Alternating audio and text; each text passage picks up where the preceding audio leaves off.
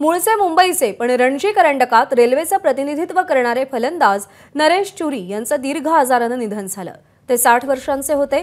दिवंगत क्रिकेट प्रशिक्षक रमाकांत आचरेकरांच्या सर्वोत्तम शिष्यांमध्ये नरेश चुरी यांची गणना होते। त्यांनी 1982 ते 1989 या 7 वर्षांच्या काळात रणजी करंडकात रेल्वेचं प्रतिनिधित्व केलं।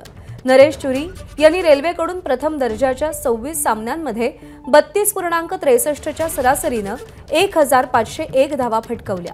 त्यामध्ये 2 शतकं आणि 7 अर्धशतकांचा समावेश होता। चुरी यांनी मुंबई क्रिकेटमध्ये ससानियन आणि शिवाजी पार्क यंगस्टर्सचं प्रतिनिधित्व केलं। टाइम्स ढाल स्पर्धेमध्ये ते पश्चिम रेल्वेकडून खेळले। एक क्रिकेटर म्हणून निवृत्त झाल्यानंतर चुरी यांनी शारदाश्रम विद्यामंदिरच्या प्रशिक्षक पदाची जबाबदारी सांभाळली।